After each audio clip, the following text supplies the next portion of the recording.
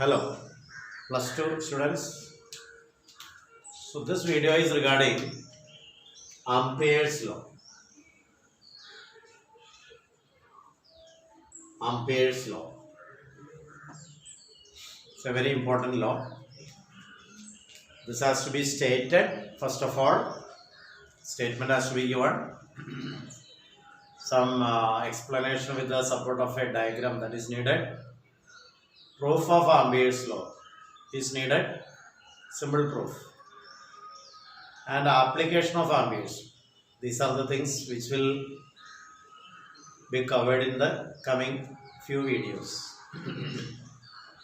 According to Ampere's law, so statement is very simple. These are two parallel wires. AB is a wire carrying current I1 ampere from A to B. CD is a wire carrying current I2 ampere from C to D. In the sense, both the currents I1 ampere and I2 ampere, they are like parallel currents. What do you mean by like parallel? Parallel in the same direction. That's the meaning of like parallel. The currents are parallel. I mean conductors are parallel means currents are parallel. Conductors are parallel and current parallel. Like parallel means in the same direction as well as parallel. Unlike parallel means parallel but opposite direction. So keep it in mind. Like parallel means currents are parallel to each other in the same direction. Unlike parallel in പിന്നീട് പറയും. അപ്പോൾ കറണ്ടുകൾ parallel ആണ് പക്ഷേ opposite ഡയറക്ഷനിലാണ്. നമുക്ക് ആ വാക്കുകളിൽ മുമ്പ് പഠിച്ചിട്ടുണ്ട്. Like parallel forces, unlike parallel forces കഴിഞ്ഞ വർഷം. So these I1 and I2 are like parallel currents, and these currents are separated by a distance a meter or a centimeter in air or vacuum or in any medium. According to Ampere's law, there is a force between these two parallel wires. We can again call it as, if you want, you can call it as Lorentz force, because any force in connection with this chapter is Lorentz force. So current carrying conductors I1 and I2, I1 ampere, I2 ampere. So there is a force between these two wires.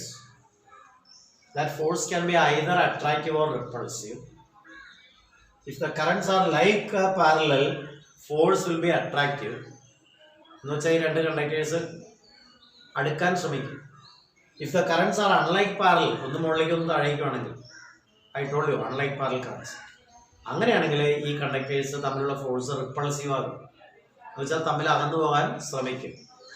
F is equal to mu 0 by 4 pi 2 into I1 into I2 by A. ഈ unit വളരെ important ആണ്. ഇത് force ആയതുകൊണ്ട് ന്യൂട്ടണിൽ എഴുതാം, പക്ഷേ ഞാൻ എഴുതിയേക്കുന്നത് newton per metre എന്നാണ്. കാരണം ഇത് ഈ കണ്ടക്ടേഴ്സിന്റെ യൂണിറ്റ് ലെങ്ത് എക്സ്പീരിയൻസ് ചെയ്യുന്ന ഫോഴ്സാണ്.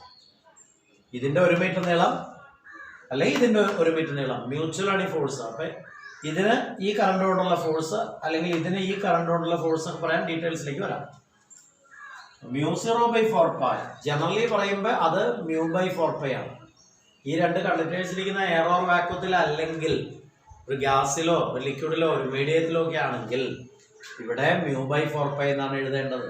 General formula mu by 4 pi തന്നെയാണ്. For air or vacuum, VACUUM spelling തെറ്റിക്കാൻ എഴുതണം. Mu equal to mu 0 into mu r becomes mu equal to mu 0 because relative permeability of air or vacuum is equal to 1. Relative permeability of air or vacuum is equal to 1. ശരിക്കും നമ്മൾ ഈ മ്യൂയെ എന്താ വിളിക്കുക? Absolute permeability of the medium. ഇലക്ട്രോസ്റ്റാറ്റിക്സിലെ epsilon, absolute permittivity of a medium എന്ന് പറയുന്ന പോലെ ഇവിടെ മാഗ്നറ്റിസം പഠിക്കുമ്പോൾ mu absolute permeability of the medium. ശരിക്കും മ്യൂ ആർ എന്താ സംഭവം? mu r equal to mu by mu 0. അവിടെ നിന്നാണ് മറ്റേ ഫോർമുല വരുന്നത് കേട്ടോ. mu r equal to mu by mu 0. mu r equal to mu by mu 0. Cross multiply then mu by mu 0 mu r. Relative permeability of a medium is the ratio of absolute permeability of that medium to the absolute permeability of free space, means error vacuum. So mu by mu 0 എന്ന ratio ആണ് mu r. Multiply then mu 0 mu r equal to mu. അപ്പോൾ ഈ mu വേണമെങ്കിൽ നോക്കാം mu 0 mu r എന്നതാണ്. എന്നിട്ട് mu r എന്താണ് 1 ആണ്. കാരണം എയറോർ വാക്വത്തിന് mu r 1 ആണ്. എയറോർ വാക്വം എടുത്താൽ mu r എന്ന് പറയുന്നതിന്റെ വാല്യൂ 1 ആണ്. അപ്പം mu എങ്ങനെ എഴുതാം? mu 0 എന്ന് എഴുതാം. ഇതൊക്കെ ഇലക്ട്രോസ്റ്റാറ്റിക്സിൽ പഠിച്ചാണ്. Epsilon by epsilon 0 equal epsilon R. ഇത് എപ്സിലോൺ ആർ 1 എടുക്കുന്ന എപ്പോഴാണ്? Relative permittivity medium air or vacuum, അതായത് ഫ്രീ സ്പേസ് ആകുമ്പോൾ അതാണ് സംഭവം. ഇവിടെ പെർമിയബിലിറ്റി എന്നുള്ള വാക്വം, മാഗ്നറ്റിസം എന്ന് പറയുമ്പോൾ മാഗ്നറ്റിക് ലൈൻസ് ഓഫ് ഫോഴ്സ് ആണ്. അതുമായി ബന്ധപ്പെടുത്തി മീഡിയത്തിന് ഇൻട്രൊഡ്യൂസ് ചെയ്യുന്ന ഒരു കോൺസ്റ്റന്റ് ആണ് ഈ മ്യൂ. എന്താണത്? ഒന്നുകൂടി, absolute permeability of the medium which is A product of absolute permeability of free space and relative permeability of that medium, because അത് ഇവിടെ നിന്ന് വരുന്നതാണ്. Ratio of absolute permeability of a medium to the absolute permeability of free space is relative permeability of that medium. അവിടെ നിന്ന് multiply ചെയ്ത് കിട്ടുന്ന സ്റ്റെപ്പാണ്. അങ്ങനെയാണ് ഇത് mu 0 into mu r എന്ന് എഴുതാവുന്നത്. ഈ മ്യൂയെ വേണമെങ്കിൽ mu 0 into mu r എന്ന് വെച്ചിട്ട് mu r 1 ആക്കി കളയണം എയറോർ വാക്യൂം എന്ന് പറയുമ്പോൾ. അപ്പോൾ ലോ പറഞ്ഞു കഴിഞ്ഞു. ന്യൂട്ടൺ പെർ മീറ്റർ യൂണിറ്റിൽ എഴുതണം. അപ്പോൾ ആംപിയേഴ്സിനോട് സ്റ്റേറ്റ്മെന്റ് ഒന്ന് എഴുതിയെടുത്തോളൂ. According to Ampere's law,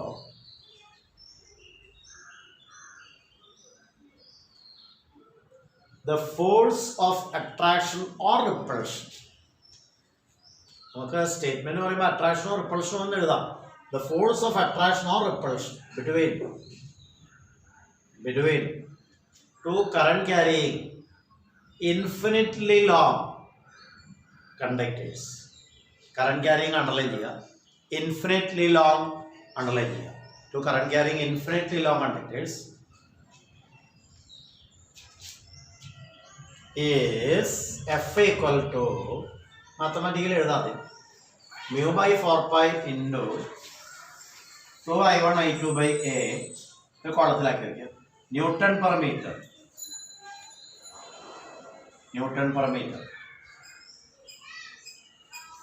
We know that mu r equal to mu by mu 0. We know that mu r equal to mu by mu 0. Therefore, mu equal to mu 0 into mu r. Mu equal to mu 0 into mu r. ഇതവിടെ substitute ചെയ്യണമെങ്കിൽ mu 0 into mu r. Therefore, F is equal to mu 0 into mu r by 4 pi. ഇത് proof പഠിക്കാൻ ഒക്കെ തന്നെ. 2i1 i2 by a. ഇതൊരു കോളത്തിലാക്കാം. എന്നിട്ട് പറയണം for error vacuum mu r equal to 1 comma the relative permeability of error vacuum. For error vacuum mu r equal to 1 comma the relative permeability of free space എന്ന് എഴുതിയാൽ മതി. Therefore mu equal to mu 0. Then Ampere's law becomes F is equal to mu 0 by 4 pi into 2i1 into i2 by a. കോളത്തിലാക്കിയിട്ട് എപ്പോഴും unit എഴുതി പോകണം. Unit എഴുതാൻ മറക്കല്ലേ. n by m newton per metre. അടുത്തുള്ള paragraph എഴുതണം.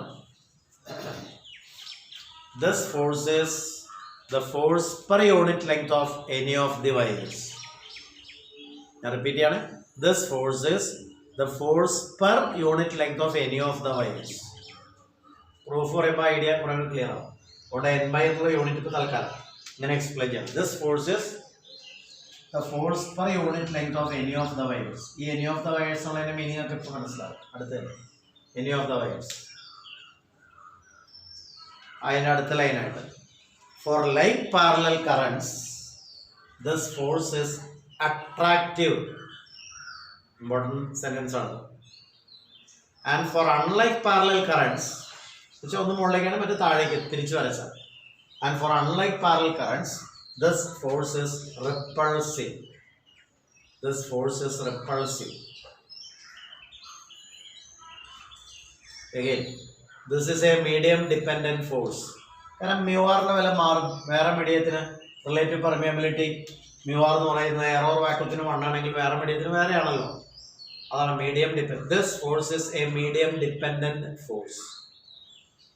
Medium dependent force.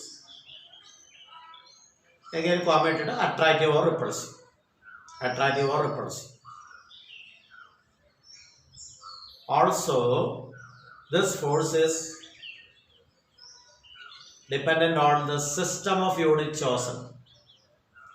Also, this force is dependent on the system of unit chosen. This force is dependent on the system of unit chosen. എന്തുകൊണ്ടാണ് അങ്ങനെ പറയണമെന്ന് പറയട്ടെ. ഈ മ്യൂസറുടെ value എത്ര നമ്മൾ കൊടുക്കാറ് നമ്മുടെ കാൽക്കുലേഷനിലൊക്കെ? പ്രോബ്ലം ചെയ്യുമ്പോൾ മ്യൂസറുടെ വാല്യൂ എത്ര കൊടുക്കാറ്? 4 pi into 10⁻⁻7 henry per metre.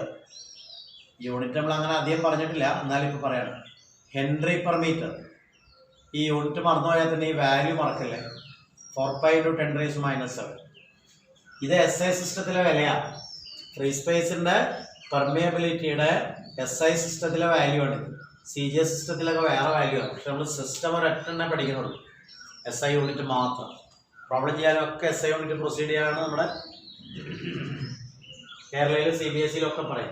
അപ്പോൾ മ്യൂസറോടൊക്കെ ഈ വിലയിട്ട് കാൽക്കുലേഷൻ നമ്മൾ ചെയ്യുന്നത് 4 pi into 10⁻⁻7 henry per metre. Unit അങ്ങനെ വന്നത് പിന്നീട് പറയാം, വേറെ ചാപ്റ്റർ വരുള്ളൂ.